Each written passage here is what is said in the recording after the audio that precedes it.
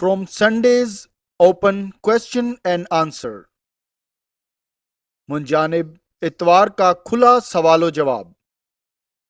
ایک دوسرے آدمی نے ای بائبل رفاقتی ریڈیو کے بارے میں تبصرہ کیا. کیا بائبل چناؤ کی بات کرتی ہے؟ ٹھیک ہے، اب مغربی کالونسٹ کا چشمہ اتاریں اور رومیو 9 باب کو اس طرح پڑھیں جیسے اسے ایک یہودی سمجھے گا. یاد رکھیں کہ بائبل مغربی دنیا کے لیے نہیں لکھی گئی تھی، یہ یہودیوں کے لیے لکھی گئی تھی. رومیو 9 باب کا تاریخی پس منظر کیا تھا؟ پہلی صدی میں ثقافت کیسی تھی؟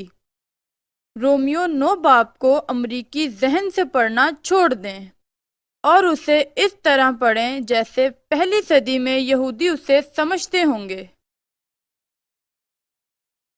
ای بائبل رفاقت کا جواب. آپ بہت سے سیمینار کے پروفیسروں کی طرح مردہ اور لکڑی کی تعلیمات اور ان کے تبصروں کی نقل کر رہے ہیں جنہوں نے بائبل کی سچائی اور عظمت کو خالی کر دیا ہے. انسان کی بنائی تفسیروں کو استعمال کرنے سے آپ صحیفوں کے تمام معنوں کو یعنی پہلی عیسوی صدی کے بعد پڑھنے والے کے لیے ان کے معنی کو بے قدر کر دیں گے. مثال کے طور پر اس عامقانہ مذہبی نظریے کو استعمال کرتے ہوئے یہ تلاش کرنا کہ اس زمانے کے لوگوں کے لیے آیت کا کیا مطلب تھا. آپ کو یہ کہنا ہے کہ نیکودیمس کے لیے یسوع کے یہ الفاظ یعنی تمہیں دوبارہ پیدا ہونا ہوگا کسی اور پر لاگو نہیں ہوتا لیکن صرف اس پر.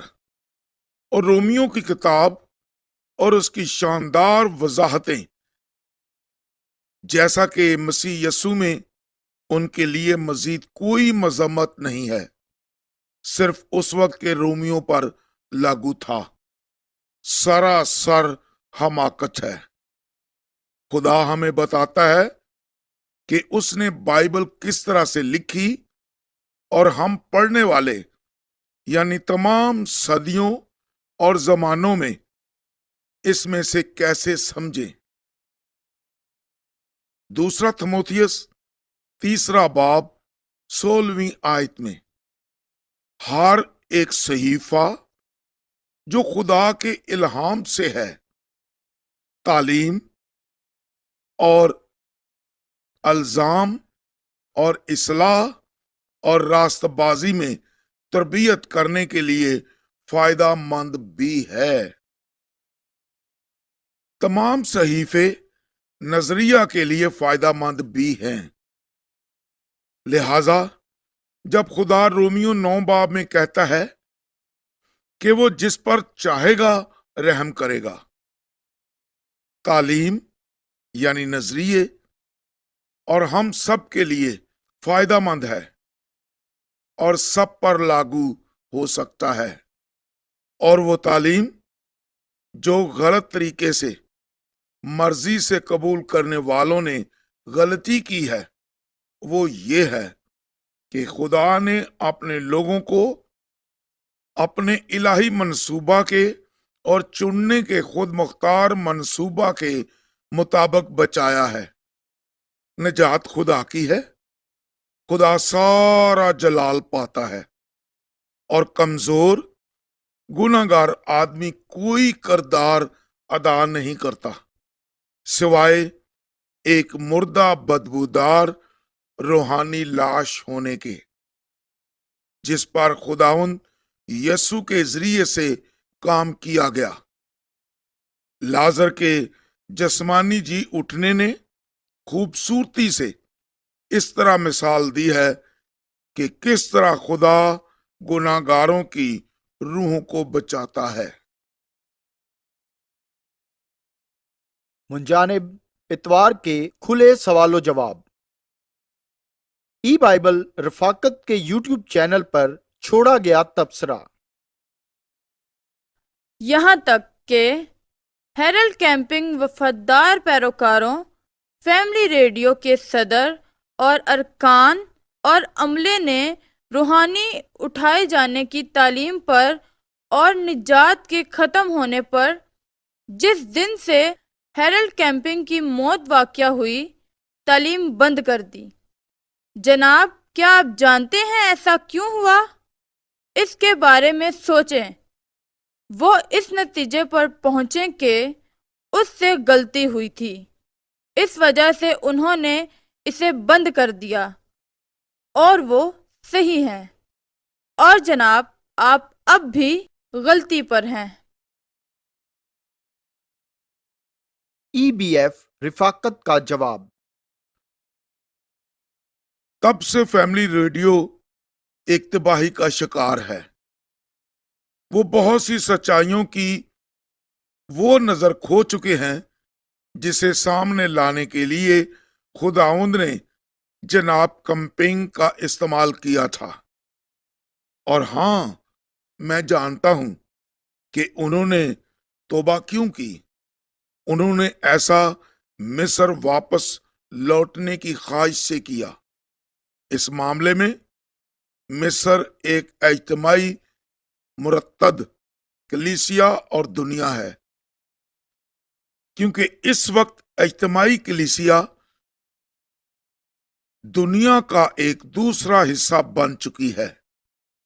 وہ تپتی دھوپ اور سخت آزمائش کو برداشت نہیں کر سکتے، جس کا خدا نے عدالت کے دن میں تجربہ کرنے کے لیے سب کے لیے بندوبست کیا ہے، اور اس کے نتیجے میں وہ لوٹ گئے۔ اجتماعی کلیسیا کو گلے لگانے کے ذریعے سے وہی کلیسیا جس پر خدا نے بالکل ویرانی کی ہے، فیملی ریڈیو اب اسی کلیسیا کی روحانی غربت میں حصہ لیتا ہے اور ایک بہترین مثال کے طور پر کھڑا ہے، اور خدا کے تمام چنے ہوئے بچوں کے لیے یاد دہانی کراتا ہے کہ مصر کی طرف واپس کا رستہ، یعنی بدعنوان کلیسیا، دنیا یا سابقہ نظر ہے۔ وہ رستہ بالکل نہیں ہے جس پر جانا ہے۔ خدا کے چنے ہوئے بچوں کے لیے جانے کا رستہ ہمیشہ آگے ہوتا ہے، کبھی پیچھے نہیں ہوتا۔ گنتی 14 باب 2 سے 4 آیات۔ اور کل بنی اسرائیل موسیٰ اور ہارون کی شکایت کرنے لگے، اور ساری جماعت ان سے کہنے لگی، ہائے، کاش ہم مصر ہی میں مر جاتے، یا کاش اس بیابان ہی میں مرتے۔ خداوند کیوں ہم کو اس ملک میں لے جا کر تلوار سے قتل کرانا چاہتا ہے؟ پھر تو ہماری بیویاں اور بال بچے لوٹ کا مال ٹھہریں گے۔ کیا ہمارے لیے بہتر نہ ہوگا کہ ہم مصر کو واپس لوٹ جائیں؟ پھر وہ آپس میں کہنے لگے، آؤ ہم کسی کو اپنا سردار بنا لیں اور مصر کو لوٹ جائیں۔ منجانب ای بائبل کے کھلے سوال و جواب۔ خدا عدالت کے دن یعنی واحد دن کی بات کرتا ہے۔ کرس میکن خدا کو بتاتا ہے کہ یہ سچ نہیں، اور عدالت کا دن یعنی دنوں کی جمع ہے جس میں آپ یہ سن رہے ہیں۔ ای بائبل رفاقت کا جواب۔ چلیں بائبل کی طرف چلیں اور سوال پوچھیں، کیا خدا ایک واحد دن کی بات کرتا ہے جبکہ وہ دراصل وقت کے ایک طویل دورانیے کے عرصہ کا حوالہ دے رہا ہے؟ اس سوال کا جواب ہاں ہے، وہ ایسا ہی کرتا ہے۔ देखें पहली तवारीख 29 बाब 26 से 28 आयात। और दाऊद बिन यस्सी ने सारे इसराइल पर सल्तनत की, और वो अरसा जिसमें उसने इसराइल पर सल्तनत की 40 बरस का था। उसने जबरून में 7 बरस और यरूशलेम में 33 बरस सल्तनत की। और उसने नहायत बढ़ापे में खूब उम्र रसीदा और दौलत और इज्जत से आसूदा होकर वफात पाई। और उसका बेटा सुलेमान उसकी जगह बादशाह हुआ। हमें बताया जाता है कि दाऊद ने इसराइल पर 40 साल हुकूमत की।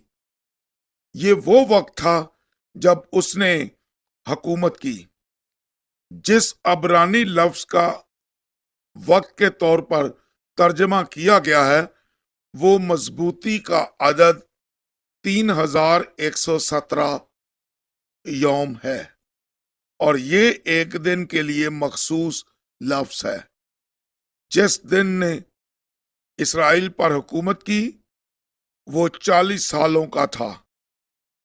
और फिर से खुदा उसी लफ्ज को इस्तेमाल कर रहा है, यानी दिन, जो कि अदालत के दिन में भी पाया जाता है।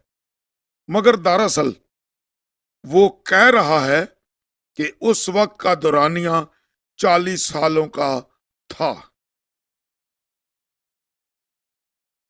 मुंजानिब इतवार के खुले सवालों जवाब। EBF YouTube वीडियो पर तबसरा जिसमें कहा गया है मिकाइल फरिश्ता यीशु के लिए दूसरा नाम है। इब्रानियों 1 बाब आपको बताता है कि यीशु एक फरिश्ता नहीं है, लिहाजा ये तौहीन-आमेज है। ई बाइबल रिफाकत का जवाब। बिलाशुबा यीशु फरिश्ता जात नहीं है। कोई ये नहीं कह सकता कि वो था। लेकिन यूनानी और अबरानी लफ्ज जिनका तर्जमा बाइबल में फरिश्ता के तौर पर किया गया, उसका तर्जमा पैगंबर के तौर पर भी किया गया है। यीशु यकीनी तौर पर खुदा का रसूल था। उसे बाइबल में मलाकी 3 बाब पहली आयत में अहद का रसूल कहा गया है। और फिर से लफ्ज रसूल वही लफ्ज है जिसका तर्जमा फरिश्ता किया गया है। मुंजानिब इतवार के खुले सवालों जवाब। एक शख्स ने ई बाइबल रिफाकत YouTube वीडियो पर बाइबल के बारे में तनकीदी तबसरा किया। हमेशा बेहतरीन किताब कभी भी सच्चाई को अच्छी कहानी के रास्ते में कभी आने नहीं देती। EBF रिफाकत का जवाब। ये आपकी राय है। अब अपनी राय को जांचने और ये देखने के लिए कि आया ये सुनने के काबिल है या इसकी कोई कदर है या नहीं, हमें पूछना पड़ेगा कि आप कौन हैं। तुम एक आदमी हो, और बाइबल हमें आदमी के बारे में बताती है। आदमी एक छोटी सी महदूद गिराई गई मखलूक है जो झूठ को सच पर तरजीह देती है और इस पर यकीन रखता है। इंसान आसानी से धोखा खा जाता है और दर हकीकत इसका दिल हर चीज से बढ़कर सख्त शरीर और धोखेबाज है। यर्मिया 17 बाब 9 आयत। और इंसान के गुनाह में गिरने के बाद से वो खुदा की तरफ से वजूद के रूहानी दायरे से कट गया। ये कटौती उस वक्त हुई जब बागे अदन में वापस खुदा की नाफरमानी करने पर इंसान की जान मार दी गई। इसका मतलब है कि वो खुद खुदा की तरफ से रूहानी हकायक को समझने के लिए सख्त हद तक महदूद किया गया। खुदा रूह है और इसलिए ये कोई ताज्जुब की बात नहीं है कि मुर्दा आदमी अपनी मुर्दा रूह में उसे मुर्दों से हासिल कर सके। जैसा कि आसमानी बादशाही रूहानी बादशाही है जो रूहानी दायरे में एक अलग वजूद रखती है।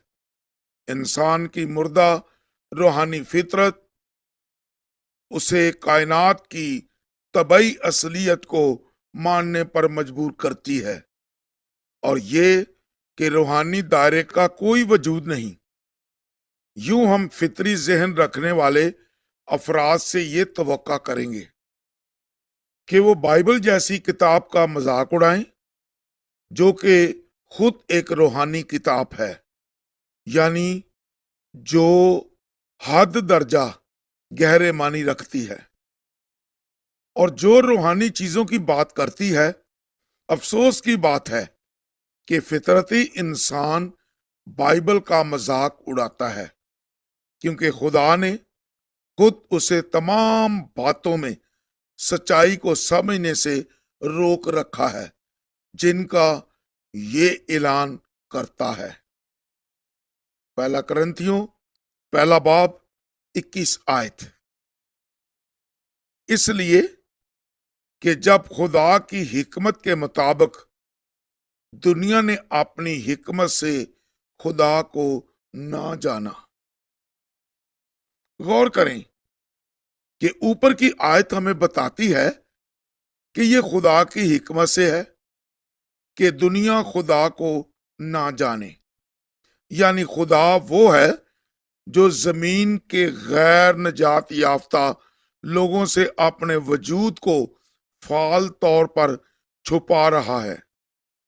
दूसरे लफ्जों में लोग मलहद हैं क्योंकि खुदा ना सिर्फ उन्हें होने देता है बल्कि हकीकत में खुद उनकी नजरों से पोशीदा रखकर उनके इल्हाद को फरोग देता है।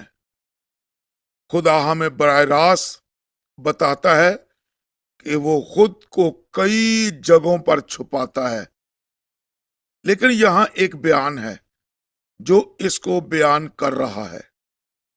यशायाह 45 बाब 15 आयत। ऐ इस्राएल के खुदा, ऐ नजात देने वाले, यकीनन तू पोशीदा खुदा है।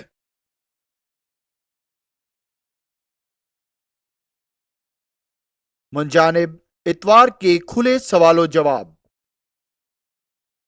एक शख्स ने ई बाइबल रिफाकत के यूट्यूब चैनल पर तबसरा करते हुए कहा, बचाए गए लोग अपनी निजात खो सकते हैं। तो मसीह ये क्यों कहता है कि अगर तुम खुदा की मर्जी पर अमल नहीं करोगे तो तुम्हें निजात नहीं मिलेगी। ये क्यों कहता है कि अगर तुम आखिर तक बर्दाश्त नहीं करोगे तो तुम नहीं बच पाओगे। ये क्यों कहा गया है कि अगर तुम तौबा नहीं करोगे तो तुम्हारा नाम मिट जाएगा। ये भी क्यों कहा गया है कि अगर तुम दूसरों को माफ नहीं करोगे तो खुदा माफ नहीं करेगा। इसलिए ये ऐसा ही है, अगर तुमने कभी तौबा नहीं की तो आपने बहुत ज्यादा बाइबल नहीं पढ़ी और आपकी मंजूरी नहीं है मेरे दोस्त। ई बाइबल रिफाकत का जवाब। ठीक है, क्योंकि जो शख्स खुदा की मर्जी पर अमल नहीं करता वो निजात नहीं पाता और जो भी आखिर तक बर्दाश्त नहीं करता वो निजात नहीं पाता। और जिसने अपने दिल के गुनाहों से तौबा नहीं की वो निजात नहीं पाता। और कोई भी जो दूसरों को माफ नहीं करता वो निजात नहीं पाता। लेकिन जो आप समझ नहीं रहे वो ये है कि एक दफा जब खुदा ने चुने हुए लोगों में से किसी को बचाने का काम पूरा कर लिया तो वो उस शख्स को उन कवानीन पर चलने या उसकी मर्जी पर अमल करने का सबब बना है। और जब खुदा किसी शख्स को चुनता है और उन्हें बचाता है तो वो उन्हें गुनाहों से दिल से तौबा करने की तौफीक देता है। और जब खुदा ने एक शख्स को बचाया है तो वो इनके अंदर अपनी मर्जी की खुशनुदी हासिल करने के लिए काम करता है और इस बात को यकीनी बनाने के लिए वो सही नजरिए को आखिर तक बरकरार रखेंगे। खुदा ये सब करता है और सारा जलाल हासिल करता है। आपका ख्याल इंसान के फितरी जहन से निकलता है और इंसान को जलाल देने और उससे मंसूब करने की कोशिश करता है। वो आपको एक मजबूत और वफादार आदमी बनना होगा ताकि आखिर तक नजात को पकड़े रहो। बकवास इंसान के गरूर से पैदा हुई सोच। मसीह वो है जो अपने चुने हुए लोगों को थामे रहता है। यही वजह है कि हमारे पास अब्दी सलामती है और जब हम निजात पाते हैं तो जानते हैं कि हमारे पास अब्दी जिंदगी है। यूहन्ना 6:39 आयत। और मेरे भेजने वाले की मर्जी ये है कि जो कुछ उसने मुझे दिया है मैं उसमें से कुछ खो ना दूं बल्कि उसे आखिरी दिन फिर जिंदा करूं। यूहन्ना 17:12 आयत। जब तक मैं उनके साथ रहा मैंने तेरे उस नाम के वसीला से जो तूने मुझे बख्शा है उनकी हिफाजत की। मैंने उनकी निगहबानी की और हलाकत के फर्जंद के सिवा उनमें से कोई हिलाक ना हुआ ताकि किताब मुकद्दस का लिखा पूरा हो। मसीह ने कोई नहीं खोया। हम अपनी निजात नहीं खो सकते क्योंकि मसीह इसका मुहाफिज है। खुदा का शुक्र है कि ये हमारे और हमारी कमजोर ताकत पर मुनहसर नहीं है। मुंजानिब इतवार के खुले सवालों जवाब। एक औरत ने पाकरू पर ई बाइबल रिफाकत की एक वीडियो के बारे में तबसरा किया है कि वो जनाना है और औरतों पर दबाव है कि वो मर्दों को ना सिखाएं। पाकरू मोनस है, तमाम मुख्फी, तमाम कामिल, ना छोटा, काला अंडा, मासूम, खालिस, पोशीदा, 00 नुक्ता। ई बाइबल रिफाकत का जवाब। बाइबल के मुताबिक नहीं। रूल कुस खुदा की 3 अलग अलग शख्सियात में से एक है और जब भी बाइबल में पाकरू का हवाला एक इसमें जमीर के जरिए दिया जाता है वो इसमें जमीर हमेशा मुज़क्कर होता है। मिसाल के तौर पर यसाया 48:16 आयत। और अब खुदावंद खुदा ने और उसकी रूह ने मुझे भेजा है। गौर करें, ये कहती है उसकी रूह। और भी मत्ती 10:20 आयत। क्योंकि बोलने वाले तुम नहीं बल्कि तुम्हारे बाप का रूह है जो तुम में बोलता है। बाप का रूह ضرور مذکر ہی ہوگا۔ اور پھر سے یوحنا 4:24 خدا روح ہے اور ضرور ہے کہ اس کے پرستار روح اور سچائی سے پرستش کریں۔ چلیں ایک اور دیکھتے ہیں، یوحنا 16:13 لیکن جب وہ یعنی روح حق آئے گا تو تم کو تمام سچائی کی راہ دکھائے گا، اس لیے کہ وہ اپنی طرف سے نہ کہے گا، لیکن جو کچھ سنے گا وہی کہے گا اور تمہیں آئندہ کی خبریں دے گا۔ مذکر ضمیر وہ اوپر والی آیت میں 6 بار استعمال ہوا ہے اور ہر صورت میں اس کا حوالہ روح القدس کی طرف ہے۔ اہم بات یہ ہے کہ ایک حوالہ میں خواتین کو براہ راست مخاطب کر کے اور ان کے شوہروں کے ساتھ ان کے طرز عمل پر گفتگو کرتے ہوئے خدا ان کے اندر موجود دل کے چھپے ہوئے آدمی کی طرف اشارہ کرتا ہے۔ اس چھپے ہوئے آدمی کو پھر ایک شائستہ اور پرسکون روح کے ساتھ جوڑا جاتا ہے۔ جب خدا ایک عورت کو بچاتا ہے تو وہ اس میں اپنا روح رکھے گا، اس طرح اس چھپے ہوئے آدمی کو اپنے اندر رکھے گا۔ من جانب اتوار کا کھلا سوال و جواب۔ ہم تقسیم کو دیکھ رہے ہیں، یعنی بٹ جانا، اور اس تقسیم کو ہم دنیا میں دیکھ سکتے ہیں، لیکن آج کرس میکن آپ نے کہا ہے ہمیں آسمانوں میں نشانات نہیں دیکھنا ہے بلکہ صرف خدا کے کلام کو۔ کیا آپ نیچے دی گئی آیت اور جو کچھ ہم سیکھ رہے ہیں اس کی بنیاد پر اس خیال کی وضاحت کر سکتے ہیں؟ شکریہ۔ متی 16:3 اور صبح کو یہ کہ آج آندھی چلے گی کیونکہ آسمان لال اور دھندلا ہے۔ تم آسمان کی صورت میں تو تمیز کرنا جانتے ہو مگر زمانوں کی علامتوں میں تمیز نہیں کر سکتے۔